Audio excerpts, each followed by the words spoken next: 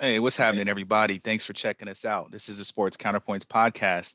It is April the 4th, 2023. I'm GB, got Brian and Coop, as always, connected up. What's going on, guys? Going April on? 4th. We're Man, back here. to it. Potty Dotty, we like to party. We don't cause trouble. We don't bother nobody. We out here talking about some NC2A men, NC2A women's tournament, as both of those have concluded in quite dramatic fashion to a pretty good tournaments. Talk a little bit about the NBA, the CBA associated with the NBA. Talk about the Masters, and then yeah, we'll wrap it up. So man, let's start with the men's. I think you guys had your predictions, for how the tournament would turn out, and let's what are your thoughts as it ends? Oh, B, you got all three games, right? Go ahead. Well, I just, on a high level, look, it was a really, really entertaining March Madness this year. Glenn and I was telling you earlier that I think one of the conversations that would be fun for us to talk about right here is whether or not this was the best March Madness ever. And I'll answer that question if we want to go there. But anyways, this was a great tournament. The last couple games, at least the Final Four, were really intriguing. We all thought that UConn. Jason and I thought UConn was good, just showing out the entire tournament. They looked like the best team since the first round. If anyone had picked their bracket kind of after the first round, they probably would have gone with UConn just by the way that they looked complete. Yeah. They looked motivated. They looked hungry. And they took care of business, including in the championship game, which wasn't really a great game to watch. I mean, of all the games, so many amazing games that have been out there, that game was probably the one that you knew fairly early on was going to be over. Yes, SDSU was able to get it a little bit closer with 55-60 with like 4 or 5 minutes left, and then UConn said, "Oh, let's figure this out," and dusted them off. But it was never in question. Yeah, no, it was never in question. There's a split second, the SDSU fan, the crowd started going, getting a little happy and excited, but UConn took care of business. Anyways, the only thing I'll say, great tournament, and a lot of fun to watch. The one thing that you probably that you people may have noticed was that all 4 teams that were in the Final Four were teams. There was not a single one and done player from any of those teams. And so, it is nice to see some talent get build up as a team as opposed to the individual super talent. So it felt a little bit like we were watching basketball games instead of AAU games, which sometimes the tournament can turn into when you have these one and done players who are carrying teams through and basically trying to score 40 points every night, and they lose when they don't. But before I answer the question about whether or not I think it's the greatest March Madness, Jason, you want to talk about the tournament first? Yeah. So I thought Florida Atlantic would win the game and was looking good to the final seconds as San Diego State hit that 3-pointer, and it was all bad. Iced. I wasn't. It was a really good shot too. I wasn't really a big San Diego State fan, mainly because they were an offensively challenged team, and it kind of showed against UConn when they couldn't make a basket in 9 minutes. I mean, that's been San Diego State most of the season. We both had UConn over Miami. Miami had a good run, but we just felt UConn's just a better team. I thought the Florida Atlantic would win because I thought they would just have a little more offense, but it looks like San Diego State's offense was just barely good enough to get past that game. But I knew I was confident picking UConn against San Diego State because I figured if San Diego State matched up with a team that was just as physical as them or just as big as them, I know UConn had more horses that can score the ball, whereas San Diego State didn't, and that pretty much proved to be the game. And then another thing, I've been saying this for years. Since the football's evolved, since basketball's evolved, defense does not win championships anymore. I mean, though we saw last year in the NBA Finals, the worst defensive player got the MVP and averaged 35 a game. That was Steph Curry. By far, he's the worst defensive player on the court. And he was going against the guy who was the so-called defensive player of the year, Marcus Smart, and he was cooking them. In this game, San Diego State, I would think overall is a better defensive team and can hold lots of teams to under 60 points a game. but UConn just has too much firepower offensively, and that's what the game is now. You need to be able to score points, and UConn just had too many guys that can do it. So we saw it in the Super Bowl. A lot of people pick Philly because their defense. Casey still put up 34, 35 points against them. We saw UConn go up against a good San Diego State team, but they just couldn't hold them. They couldn't score enough points to match up with them. So congratulations to UConn. We all didn't have a dog in the fight. We just want to see a good game, and unfortunately, we didn't see a good one. At least not in the finals. At least not in the finals. Yeah, just not in the finals, right? Exactly. But we did see some good games. But going back to your original question, Brian, was this the best tournament that you've ever witnessed? Yeah. What do you think?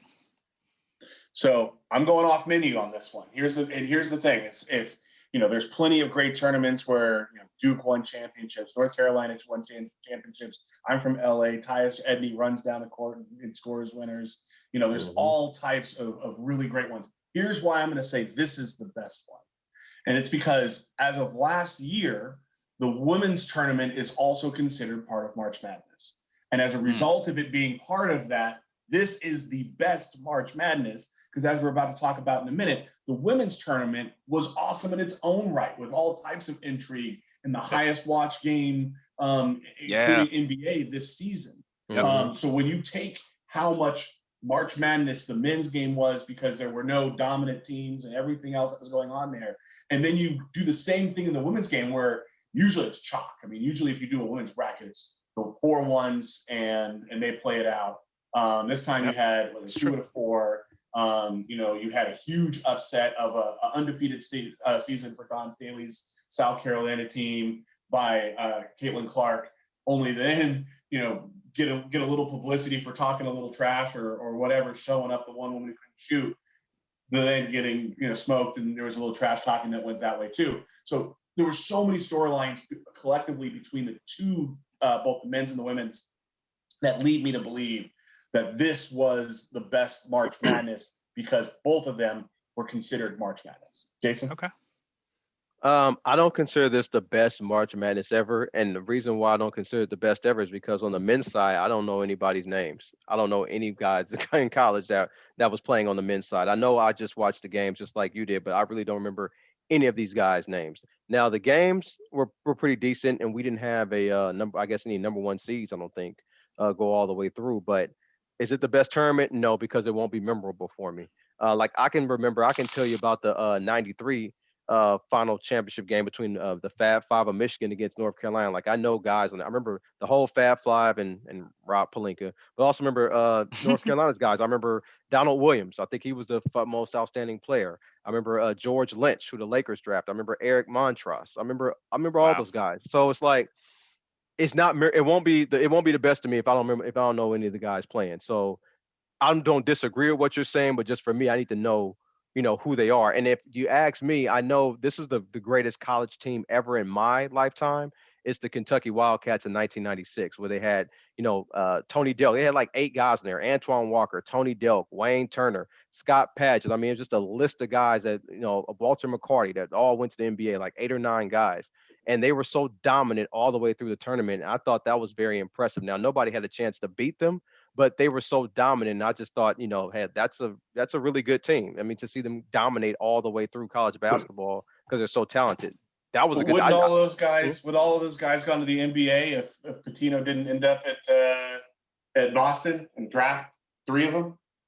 He did draft, I think, 3. I know he drafted McCarty, and I think he drafted a couple others. Yeah. But that team, he was at Kentucky at that time, and that team was very, very good. And I just it was a great team. I'm just saying it's not the coach that goes to another org and starts drafting all of his players again. Oh yeah, no. I'm just talking about college. I mean, yeah, we all know they weren't going to be great pros, but as far as college is concerned, that was a very impressive team to me. But so no, in my opinion, it's not the greatest college tournament ever. But we can move on to the women. It was definitely the most interesting for me. I'm not saying they were certainly not the best teams. Right. Most memorable, might have been watching Steph in his junior year light up the tournament. I just remember every game of that one. But when it came to March Madness, the idea that anybody could win. It lived up. These tournaments embodied that. Yep.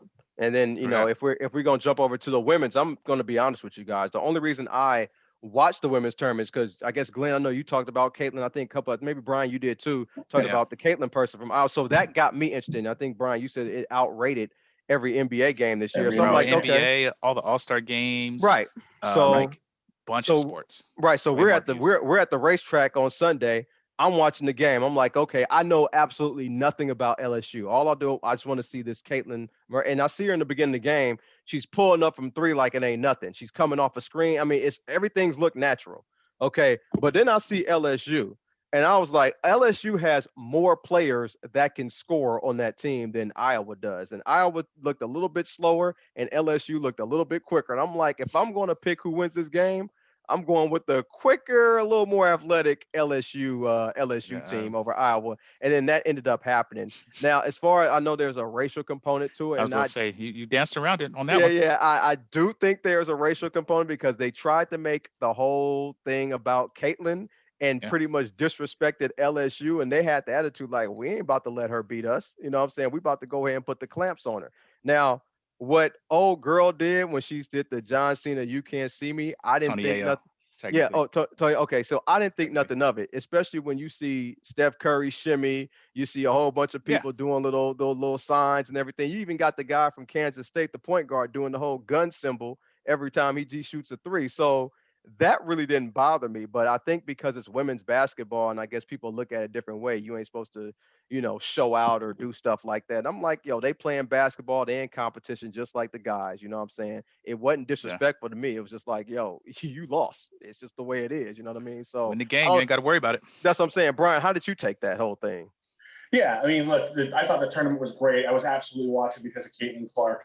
Nobody's going to be fooled to think that Iowa would be even a decent team without Caitlin Clark. Right. They were definitely they a second, not even Scottie Pippen type player. It was more like it was another person on the team. Yeah. Caitlin Clark was that team. She was dropping 40 again, and it looked easy.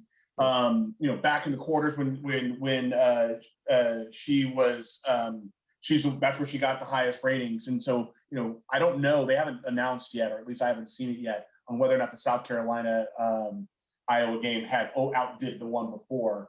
I have to imagine it did because everyone wanted to see Dawn Staley go undefeated. Yeah, Caitlin Clark me was too. the one that did it.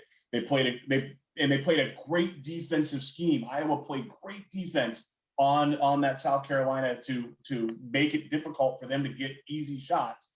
And at one point in time, Caitlin Clark was at just a tad below the free throw line, and there was a young woman who was about to who just got the ball at the top of the three, and Caitlin Clark just waved at her and said, "I ain't worried about you." She ended up passing the ball. That is what blew it up. So they thought that because Caitlin Clark was showing a little swag and letting doing that, which men do all the time at parks.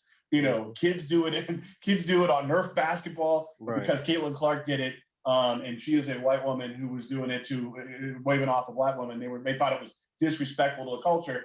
That became big. LSU decided that they were going to take up the mantle for Dawn Staley's team in South Carolina and be like, well, she's not going to disrespect us. I didn't really think there was anything disrespectful that went on either way. At one point in time, the LSU team kind of waved her off and all that kind of stuff, but they were winning and they were allowed to talk trash, and that's allowed. That's sports.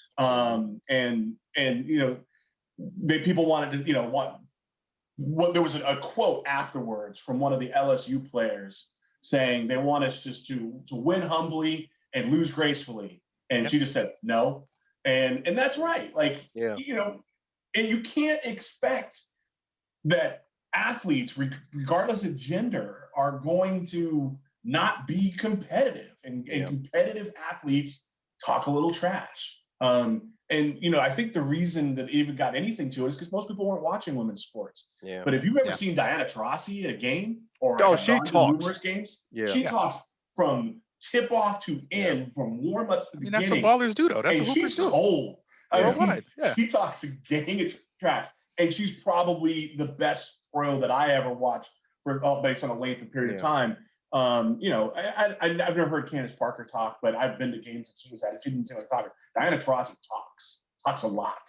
So I just think people didn't have the exposure and realize that was as much a part of the game for these top teams, South Carolina, LSU, Iowa, and others. And then, had some weird reaction to make it more than it really was. None of that to take away from what an interesting tournament it was. Just like Steph Curry in his junior year, everyone was watching Caitlin Clark in her junior year and wanted to know what's going to happen next. And so now she can't go into the pros, right? So, Aaliyah Boston, who's the senior who was on the South Carolina, she's going on to the pros, will probably be the number one pick. And then Caitlin Clark will get another year, and maybe we'll see him do it again, and maybe not. Like Steph didn't even make it to the NCAA tournament his senior year. Yeah. But anyways, but it was a great tournament, a lot of fun to watch. I do think that there was a parity of interest. I'm not going to say of quality, but a parity of interest between the men's tournament and the women's tournament, and that's cool. Yeah. That was great for the NC2A. There's no I don't think the NC2A. I don't want anything great to happen to them, but no, I get what you're saying. But as far as a product that you could put up for college sports, especially in that situation, like you said, having the women's tournament and the men's tournament concurrent, both March Madness, and for both of them to have this much intrigue, this many storylines, the women's game is lightweight been bigger and more talked about than the men's game. Part of it is that intersectionality between gender and race. Right, I know that's a big part of this. It was Larry Bird and Magic Johnson to a degree, exactly. Right, is what they're putting it as. Right. And I saw, it's unfortunate in the States we can't kind of let things be things without, there's always that racial component. Yeah. And I think that was part of it was Caitlin and Angel, and how LSU was treated versus how Iowa was treated, but I also just see, man, like I always think of the Jay-Z line, like, do you listen to music or do you just skim through it? And I think of the same with sports, man. Like anybody that really watch sports, not one of us even at all thought about that as anything consequential of any. Man, we talk more than that at Memorial Day basketball games in the backyard. Yeah. Yep. Like real life cussing. We wouldn't talk about people's moms because they was there and we all family, but it goes in. You know what I'm saying? Like it's not. It's basketball. So no one's like, you play sports. I know golfers, I know hockey, whoever, man. Golfers be out there talking trash, men, women, whatever. So it was just interesting. It kind of felt like people didn't understand the game. You know what I mean? Like, what are y'all? Women have been talking trash for years. Well, anybody that plays ball. When Lisa Leslie was in high school and all them, men at Morningside, and then she talked a bunch of trash because they played against the high school I went to, Berkeley High, and they were really good. And they was. I mean, that's just what it is. They all played D1, but it's trash. That's what it is. Competitive people just talk a lot of yak. And the thing is, it's like, I don't like that. Well, I'm actually let me go back to Brian's point. Diana Taurasi is actually my favorite women's college player ever. Whenever she was on TV, I watched her. And it's funny that Brian mentioned Steph Curry, because Steph Curry is the only guy I ever seen a college game where the opposing team ran a box and won on him. I've never seen that happen before. Never in college basketball. Curry was a cold shooter in college. The problem is nobody really knew, including me. I didn't know if he can get his shot off in the pros. And obviously he answered that question. He practiced. But Kevin Garnett is like, when I think of trash talking, I just think him of being so cold, because he talked about Tim Duncan's mama the day after she died.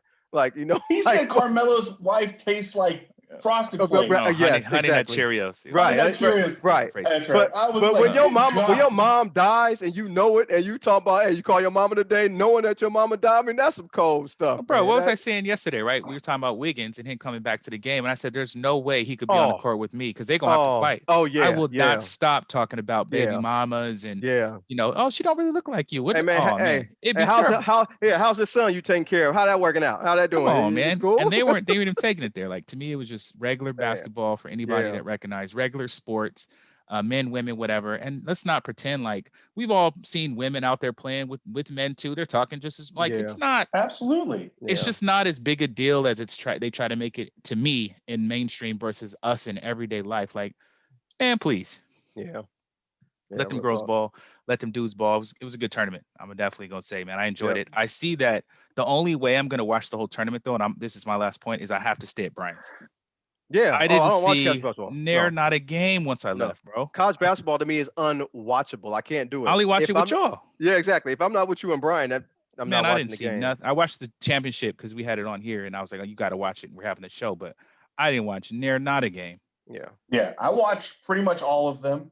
I think I missed one while I was out with Allie, getting lunch. But other than that, I watched pretty much every single game. So Brian, you do Not watch every dedicated game. watching where I had him on the game, the game's on and doing other stuff. But so Brian, you can definitely see though that there is definitely a huge talent gap between that and the NBA.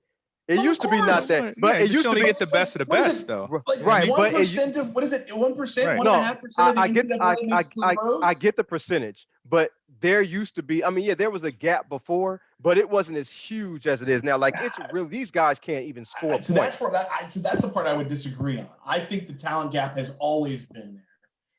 As a matter of fact, I think it would probably be easier to argue that the talent gap was larger in the 80s when you had less NBA teams. And so there were a smaller percentage. The difference was nobody was watching the NBA games. And so damn sure nobody was watching the NCAA games. They were newspapers, articles about, Lou Alcindor and, Walton and all those other people. You only saw the teams that were televised locally. We never got to see. I didn't see it, but they didn't do the same thing where they were televising everything and all at the same time. The games were on regional television, so on and so forth. So here's my rebuttal to that, where I said the talent gap wasn't huge. When you were a number one pick like a Tim Duncan, like an Akeem, or even a top 3 pick like a Jordan or somebody, you came in and made an immediate impact in the pros. That doesn't happen anymore. You're a top 3 pick, you ain't making an immediate impact. You could argue. You're not making an impact no more. Not always. It's done.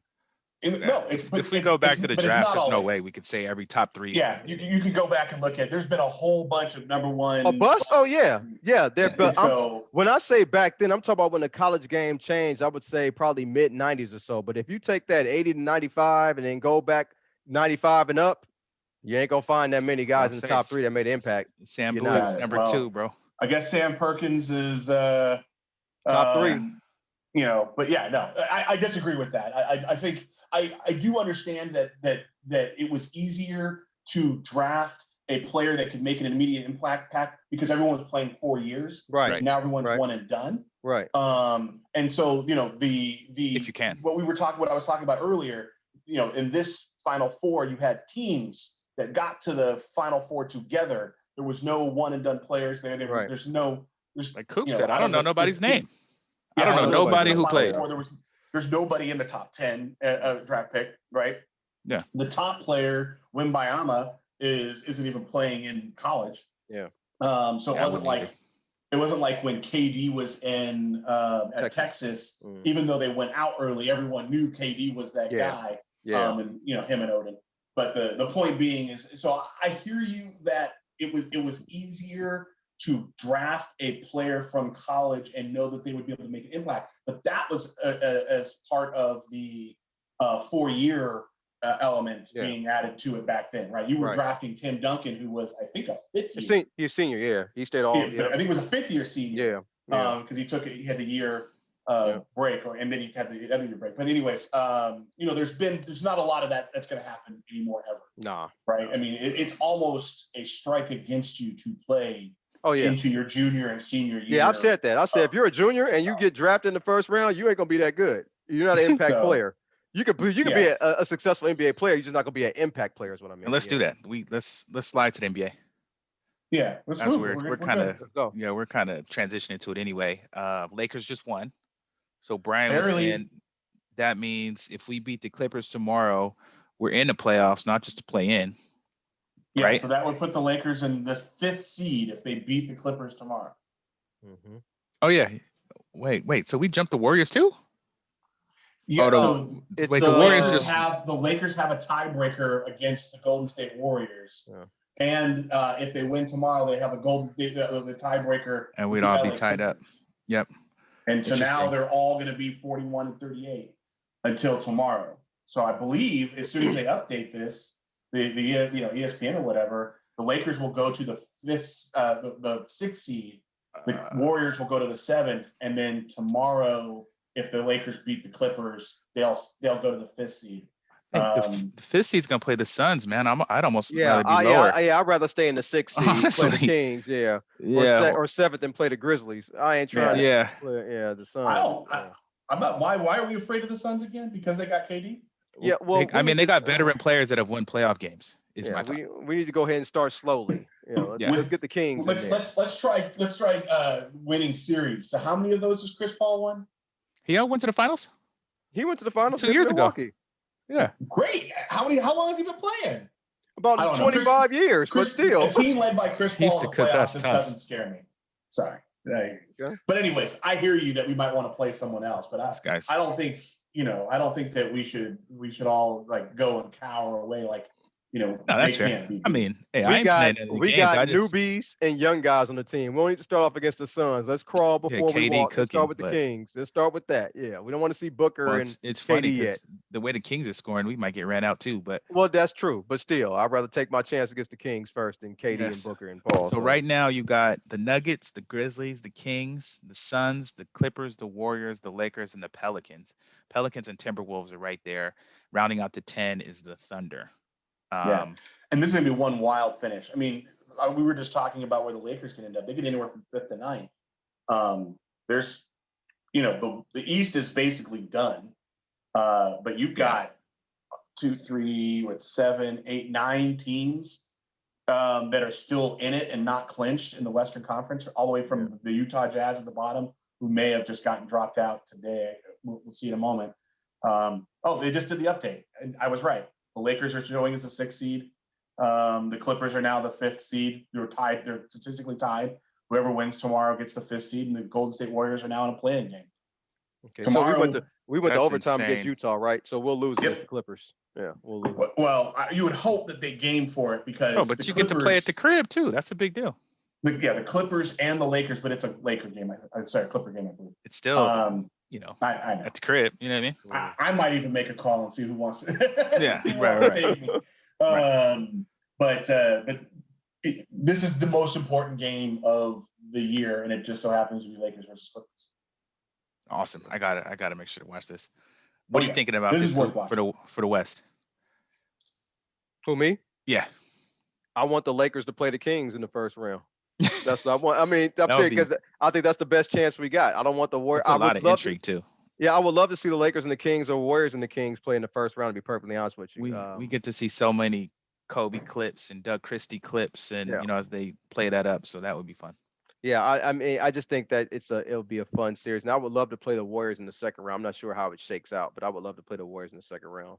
But there's no possible way that there's no way. play the Warriors. Okay. We'll be on the same side. What about for the East? You got the Bucks, the Celtics, the Sixers, Cavaliers, Knicks, Nets, Heat, the Hawks, the Raptors, and rounding up to 10 is the Chicago Bulls. So look here, the most intriguing team in the East to me is always going to be the 76ers. You always want to see if they're just going to put it together with James Harden on that team, because a lot of people believe they have the talent to go to the finals, but nobody really believes they're going to go to the finals. So you kind of want to see if they can, if they can put it together. The Heat usually makes a good playoff run. I don't think they have the team to do that this year. That's true. But they're usually a tough out and they play hard. The Hawks are just there. Nobody ever thinks they're a threat. They're always that 8-9 seed that makes the playoffs, but it's kind of like why you're making the playoffs when you're going to be out in the first round anyway. But I'm also looking forward to see Cleveland, just because we're seeing Cleveland without LeBron, and they won 50 games, which is a feat for Cleveland. Hooping. And I know that Brian Evan Mobley is a freaking beast, and he's balling a good too. team.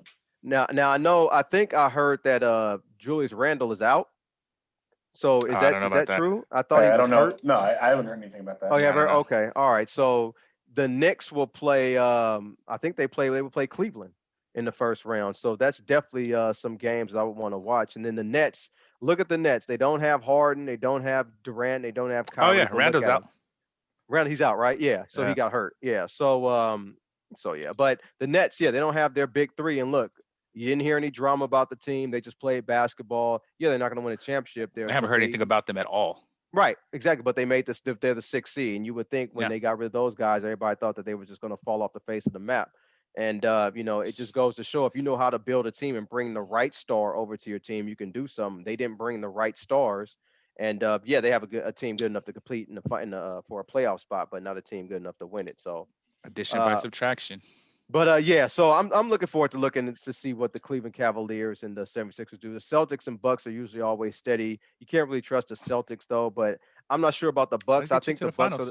I think the Bucks are the better team. It depends on how their number two plays. You can always count on Giannis, but who's going to be that number two guy to sort of pick up the slack? Because we all know we saw Chris Middleton do his thing that championship run year. So we'll Yep. see. But there's not too much interest to me in the East beyond the top four teams. Brian, you got any thoughts on the Eastern Conference?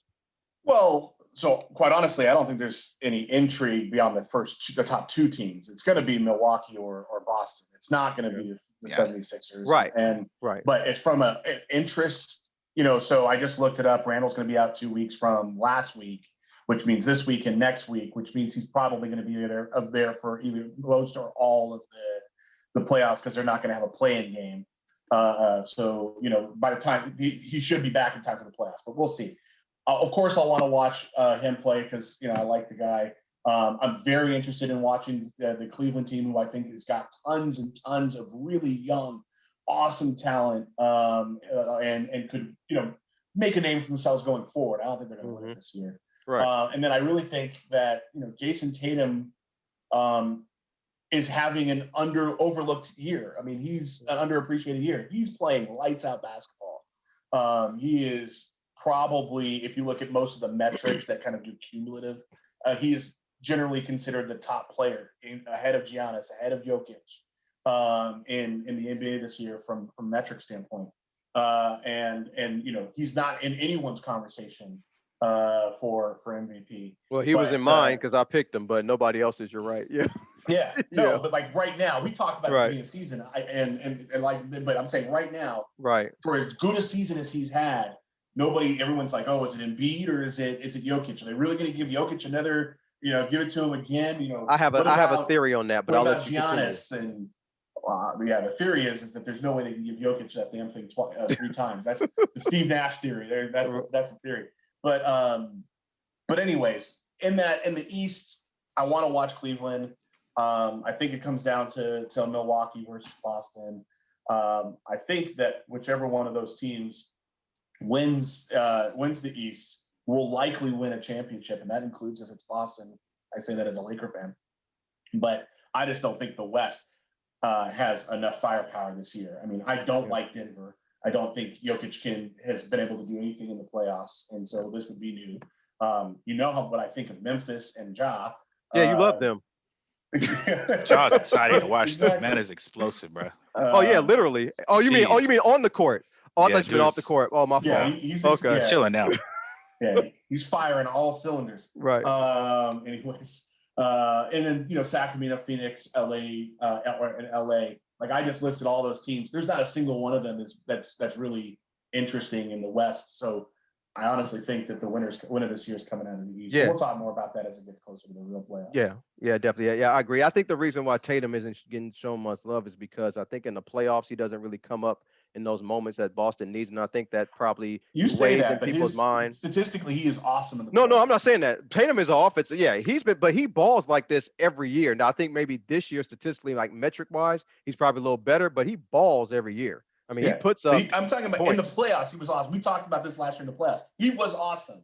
They just didn't have those players playing the other role, which we talked about then. It's like, who's your number two?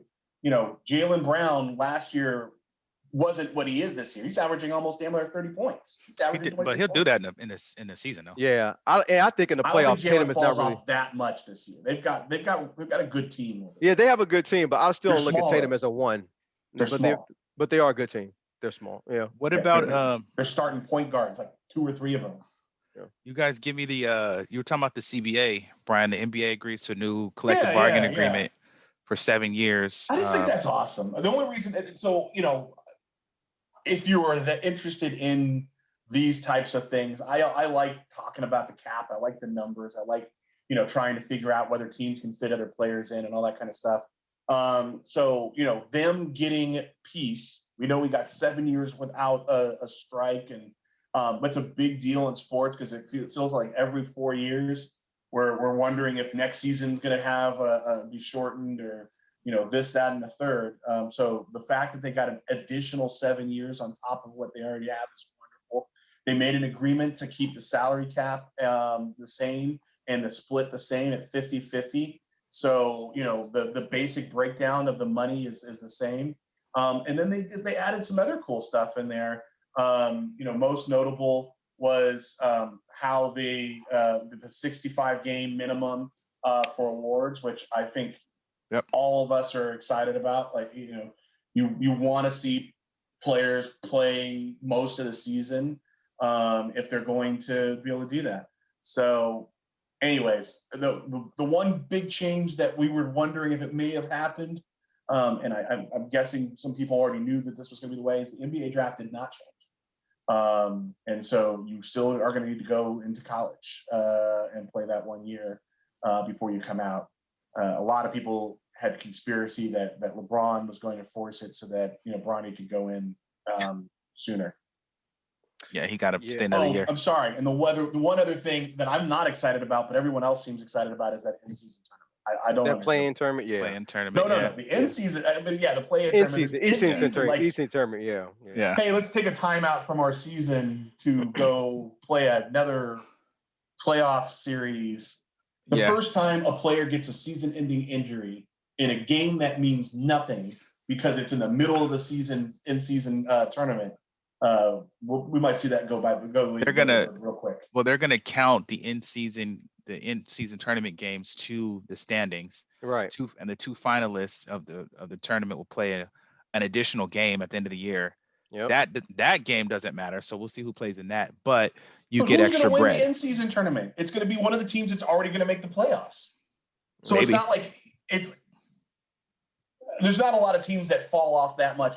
So one thing they didn't say that I am actually curious about is it pre or post trade deadline, because you could have teams that will be tanking the second half of the season, trading all their players away, get themselves into that playoffs, that play-in situation. But either way, I don't understand. I don't even see why this is intriguing to other people. You know why? I'm not, because no one plays mid-season games anyway, so calling it counted against the. They're going to get a Final Four is why. They're going to get a Final Four at a neutral site, which probably is going to be Vegas in December.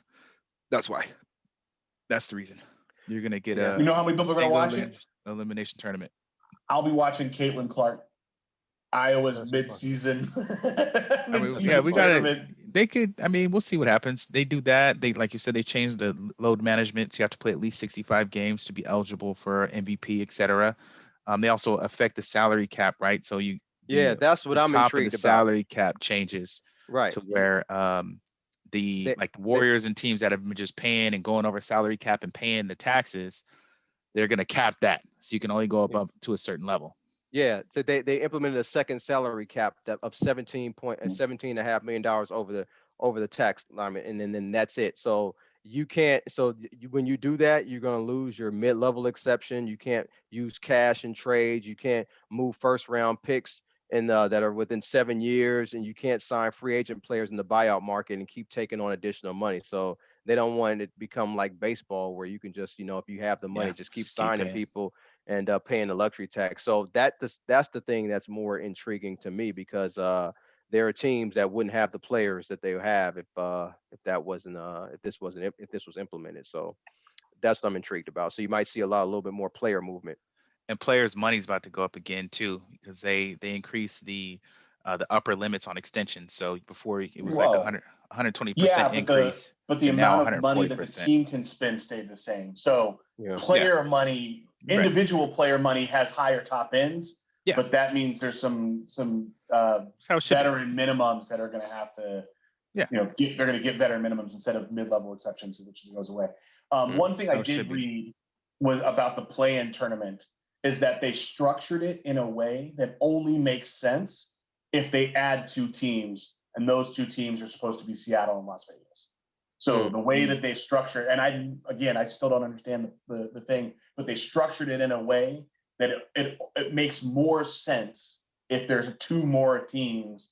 And so the thought process there is that they did it understanding that in the next few years, they'll add expansion teams to Seattle and Las Vegas.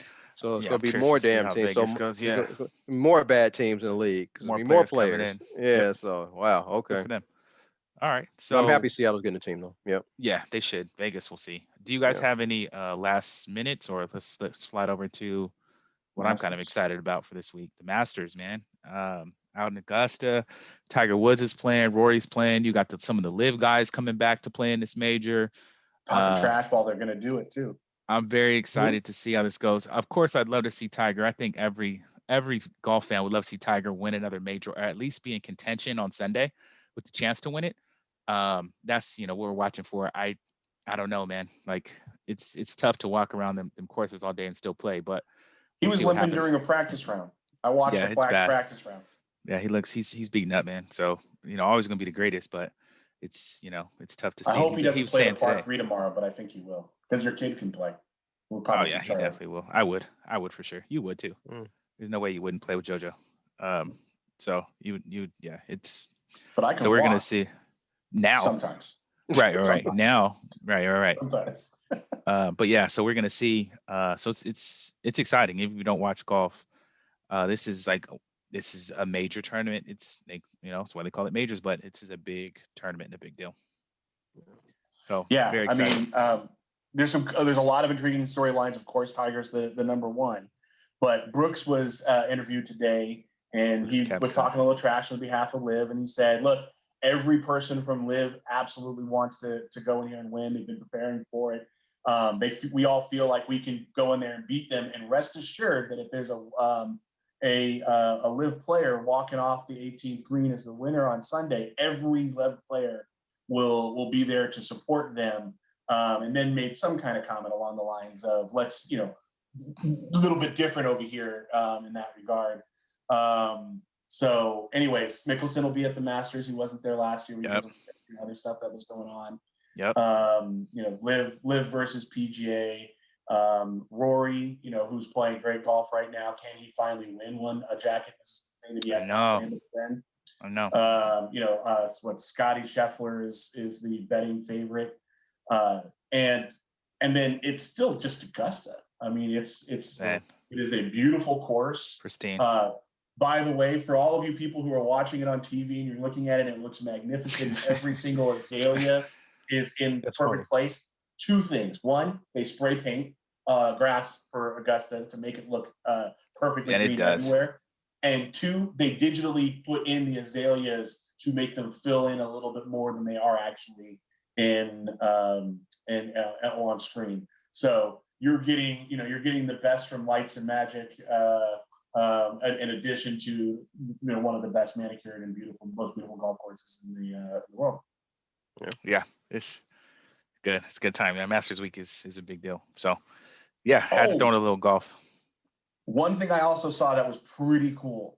They are now the Masters organization that puts on the Masters is now selling a taste of the Masters box that you can order to your house that comes with the pimento cheese and the bread and their Arnold Palmer and how much stuff. I don't think it's crazy expensive. It wasn't crazy expensive. Like if I were going to have a couple people over, I would absolutely get that box and have some pimento cheese sandwiches. And I've never had a pimento cheese sandwich. I would do it. Don't even sound good, but we would do it just for that. Yeah. So good times there. So yeah, Masters Week. Appreciate it, man. Always fun doing the show with you guys. We're at our last couple segments. This one comes from Brian from some weeks back now. I think we're like 2 months in on it, but when he said something was a bunch of hogwash and we made it a full-time segment. So man, go ahead, B. Go first this time. All right. Well, so he switched to me. For me, man, what's a bunch of hogwash is Oakland, California losing their sports teams. I was telling Brian, I told Coop, we went to the A's game. I'm rocking today because of Brian's mention of it. Me and Coop went to the game. Game was phenomenal. It was a really exciting game, but you could see that, they ain't put a light bulb on the stadium. The Ring Central sign was printed at Kinko's. I'm not even lying. It's tacked up on the outside. I told you I was surprised that Ring Central was even the vendor. I don't think they probably only paid $5,000. Oh, I'm sorry, Glenn. Go ahead. They've never even probably been there, honestly.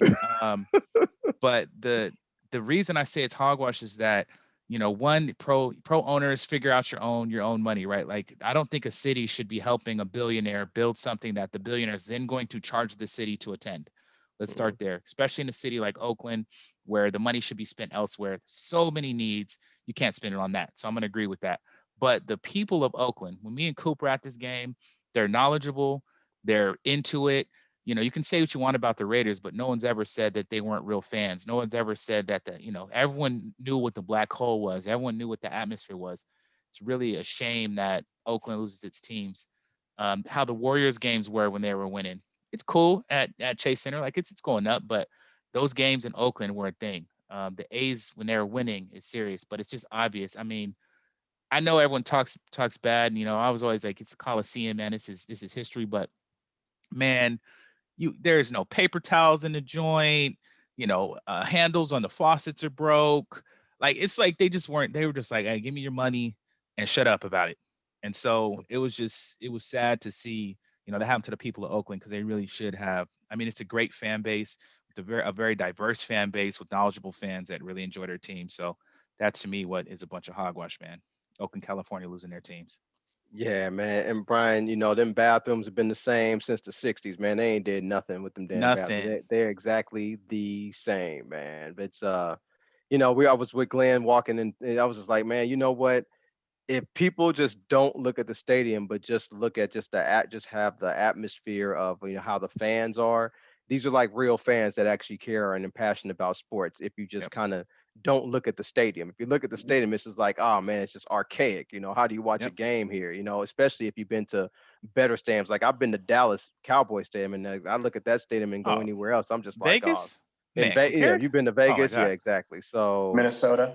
Yeah. Yeah. Minnesota, they got a new stadium. Yeah. So it was just crazy, Brian. Just like, damn, they didn't do a damn thing with the stadium all these years, Man, man. So but it's cool because you also get like the old school feel, man. You got the tight hallways, you got like the way stuff was built. It's nostalgic, man. This is my dad and my grandpa going to Raider games, but they're going in the 70s when it was new, yeah. and it's looks the same. Like, I mean, it's just sad that Oakland doesn't get to keep their teams. But yeah, Yeah. that was mine. All right. So mine is Odell Beckham Jr. He wants to play football and he had a price tag of $20 million and he lowered it to 15. I guess that's supposed to For how make him many years? for 1 year. He wants to get Oh, paid 15 million. I get guess your money, brother. that's supposed to make him attractive. I don't know anybody that's going to play a receiver. Now he's a name, but if you just want to look at how he's been, he's only scored 7 touchdowns since 2019, and he's coming off of 2 ACL tears in about 2.5, maybe 3 years or so.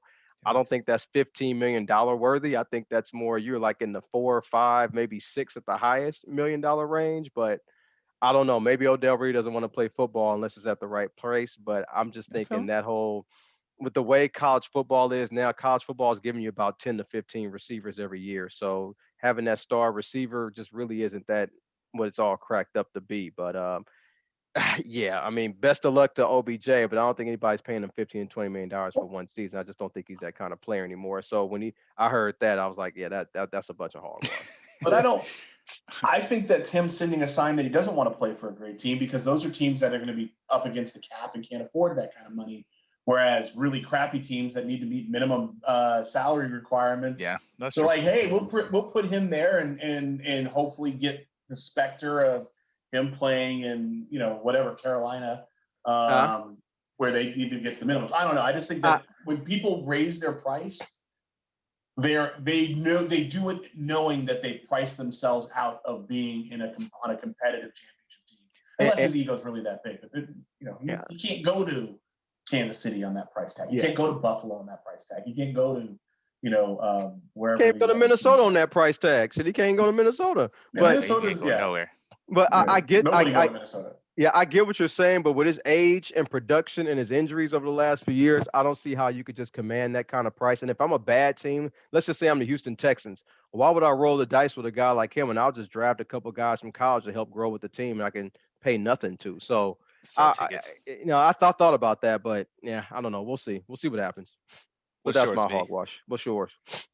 So anyways, here's what my hogwash is. as anyone who listened to the show, was not a huge fan of what the Vikings were doing. I thought that they were paper mache and all that kind of stuff, but they won, 13 games. The Vegas over and under right now for the Vikings is 8.5 freaking wins next year. That's a bunch of hogwash.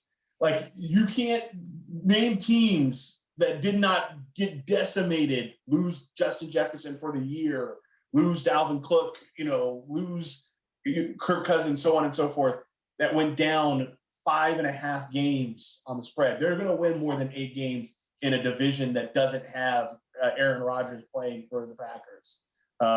So it's a bunch of hogwash that they wanted to say that. I'm gonna rep my team a little bit. That's a very, very hard. If you put that at 9.5, just one game up, I can see us not getting to 10. Mm-hmm. I just can't see us going to 8. Like, I just can't see us going down that much. But that being said, that's where they're at. I might have to call a friend and put on a future bet for the Vikings over 8. Oh, you don't got to call a friend. Just call me. I'll get it in for you. Yeah. You would have been that friend, sir. Thank you. Yeah. Fearless One Sports. Right, I know you're good for it. Yeah, it's all good. And then one last thing on kind of hogwash is they changed the way trades were working in the CBA, and they made the rules extremely draconian. And it feels an awful lot like they were targeting the Lakers in doing so, because most of these trades that the Lakers have tried to make over the years, you can't send out cash in trades. You can't pay someone to take your player. You can't trade first round picks beyond 6 years. Oops, the Lakers basically can't trade any more picks at this point. And then you can't take back more salary than you give away if you're over the salary cap, which most good teams are, but especially the Lakers. And so, how do you go and get a Damon Lillard who has a contract? They were already talking about how James Harden would have never gotten to Brooklyn if these rules were in place. A lot of these really big trades over the last couple of years, these blockbuster trades are no longer going to be possible because of this trade rule. And to me, trades are exciting. Trades build excitement in the league. It builds intrigue. It builds conversation. So putting these rules that try to taper down trades is hogwash. Yes, sir. All right. Well, cool, man. As always, that's the end of it. Our last little chance to say whatever you want, minute to win it. Mine, I just want to say, as always, man, thanks everybody for listening. I don't have anything else specific. Take care of yourself. Happy Easter to those who celebrate. Donald Trump, watch yourself, man. You guys? Oh, yeah. Yeah. I'm going to say, 34 counts. Yeah, Donald Trump. I'm going to let Brian take it away from there. Yeah, there's no damn way he's not guilty on 34 damn counts. And for people who think that these are kind of one of these things where someone can just kind of throw things at them, this was done with a grand jury. And to prove something to a grand jury is not the easiest thing in the world. Most grand juries do vote to indict, but there's a certain level of evidence that you have to show. Before you go to a grand jury, there's a level of evidence you need to show to even get a grand jury. So there was enough shown to a large group of people that they thought it was reasonable to throw 34 indictments on felony count, all felonies. Mm-hmm. But more to the point on that, if anyone really honestly believes that 2016 had no shenanigans going on and it was really about Clinton's emails, you've really just fooled yourself. And if you can't figure that out now, good luck to you. It's gonna be rough. There's a lot of Brooklyn bridges for you to buy. Bruh, you can't have as many counts as years I got on the earth. Man, real. What was it? What is it, Chris Rock who was like, they go ODB didn't do all those crimes. Coolio did some of that shit. Yeah. He did some of that. Right. Hands down. Yeah. We appreciate y'all. Sports Counterpoints. It's April the 4th, 2023. We will catch y'all next time. Thanks for listening.